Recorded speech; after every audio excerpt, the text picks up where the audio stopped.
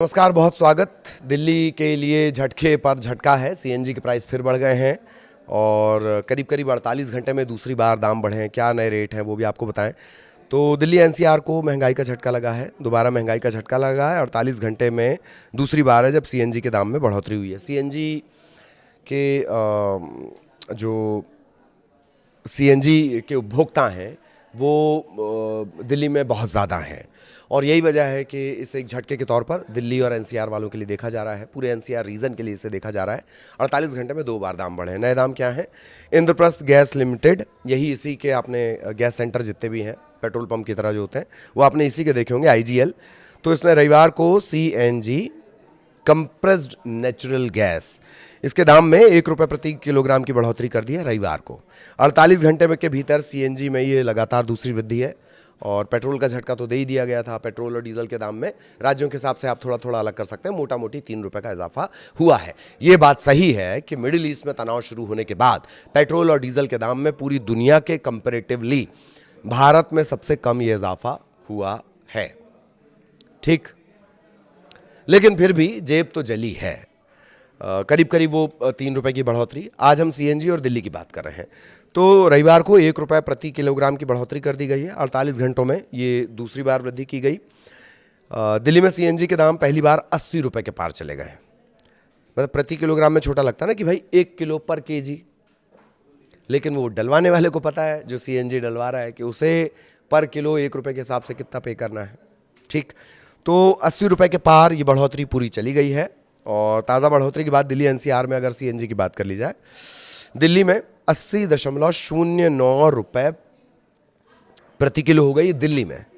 नोएडा की बात कर ली जाए 88.70 रुपये प्रति किलो और गाजियाबाद की बात कर ली जाए 88.70 रुपये प्रति किलो। तो दिल्ली में फिर भी 80 रुपये है और नोएडा और गाजियाबाद में ज़्यादा बढ़ोतरी है, 81 भी समझ लीजिए आप। तो 48 घंटे में कुल 3 रुपये की बढ़ोतरी हुई है प्रति किलो के हिसाब से।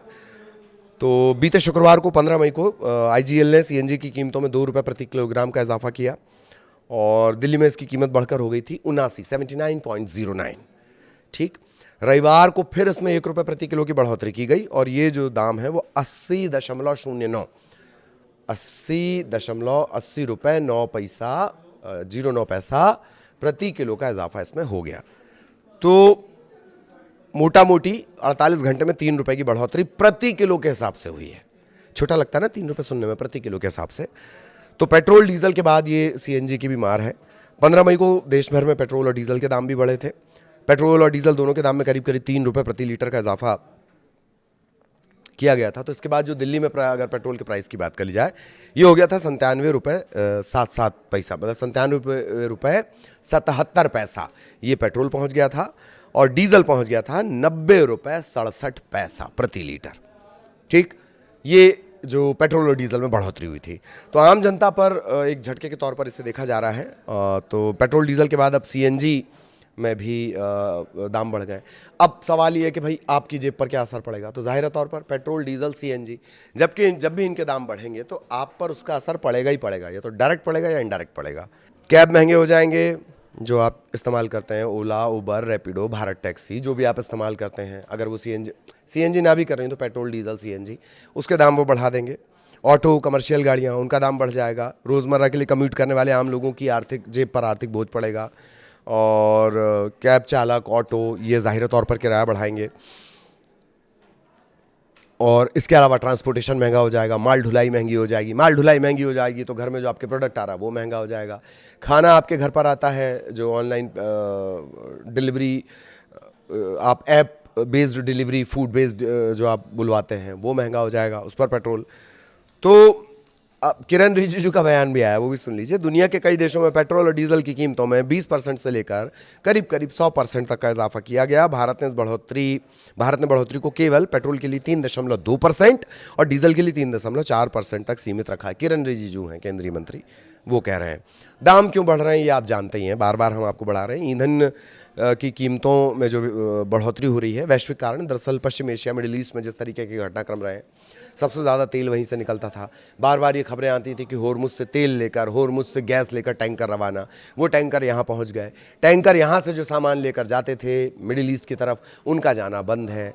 अगर ये संकट आज भी सुलझ जाए तो भी आपको 1, 2, 3 महीनों में इनका सामना करना ही करना है। एक तथ्य तो ये हो गया कि मिडिल ईस्ट में किस तरीके के तनाव हैं।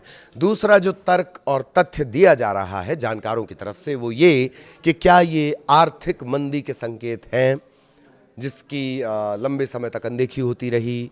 रुपए का जो मूल्यन है 95 रुपए के आसपास रुपए का प्राइस चला गया है और पूरा जो बाजार है वो डॉलर पे बेस्ड है। एक पक्ष ये भी तमाम बातें कर रहा है, बाकी मिडिल ईस्ट में तनाव इसका ज़ाहिर तौर पर एक महत्वपूर्ण वजह है जो अब तक गिनाई गई है।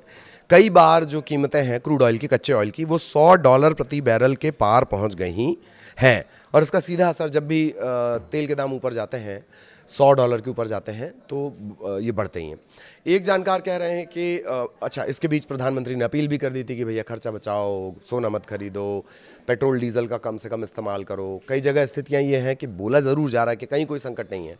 पुरी साहब, हरदीप पुरी जो हैं केंद्रीय मंत्री, उन्होंने कहा कि नहीं पर्याप्त स्टॉक है और 60 दिन के स्टॉक की उन्होंने बात की, गैस के 45 दिन के स्टॉक की उन्होंने बात की। लेकिन फिर भी जगह जगह से जो तस्वीरें सामने आ रही हैं वो ये बता रही हैं कि स्थितियां किस तरह की हैं। मध्य प्रदेश में कई जगह पर लिमिट लगानी पड़ी है, इसे कैप लगाना बोलते हैं कि फलाना गाड़ी में 2 व्हीलर में 200 का ही डलवा पाओगे, 4 व्हीलर में 500 का ही डलवा पाओगे, इसे कैप लगाना कहते हैं। कई देशों ने मिडिल ईस्ट संकट शुरू होते ही इस तरह के नवाचार करने शुरू कर दिए थे, इस तरह के इनिशिएटिव लेने शुरू कर दिए थे। भारत में माना ये जा रहा है, जानकार ये कहते हैं कि थोड़ी सी देरी हुई है।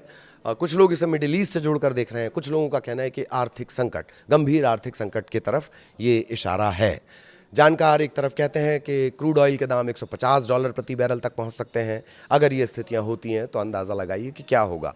कुछ लोगों का कहना है कि फौरी तौर पर यह समस्या है जो Iran Israel, America Israel versus Iran के युद्ध के चलते बनी हुई है और उसके बाद संकट सुलझ जाएगा, स्ट्रेट ऑफ होर्मुज खुल जाएगा तो तमाम चीज़ें पहले की तरह होने लगेंगी।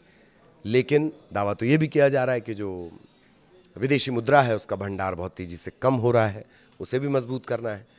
तो इस तरह के अलग अलग तथ्य हैं। तो हमने दिल्ली से शुरू किया था। दिल्ली में सीएनजी के प्राइस बढ़ गए हैं। 48 घंटों के भीतर ₹3 प्रति किलो का इजाफा हुआ है। पेट्रोल डीजल के बाद नोएडा, एनसीआर और दिल्ली के लोगों के लिए ये एक बड़े झटके के तौर पर देखा जा रहा है। अभी लोगों को झटका लगा है, अब कारोबार के झटके आम आदमी पर भी पड़ेंगे, डायरेक्ट और इनडायरेक्ट। आगे भी अपडेट आप तक पहुंचाएंगे। नमस्कार। जितनी कीमत बढ़ेगी सर उतना सवारी बैठने से हटेगी एकदम। क्या करें, आप लोगों के सामने समस्या बढ़ेगी। हाँ सर, समस्या आई है सर, पैसे बढ़ते जा रहे हैं। दूध पे भी पैसे ले, सीएनजी पे पैसे ले, सब पे पैसे ले, क्या करें सर। सर ₹1 फिर बढ़ गया है। डेली 3 दिन में ₹3 बढ़ चुके हैं ऑलरेडी। किराए के पैसे नहीं बढ़ रहे हैं और सब ऊपर से गर्मी इतनी चल रही है, सवारी निकल नहीं रही है। गरीब आदमी का घर चलाना बहुत ही ज़्यादा मुश्किल हो चुका है इस टाइम पे।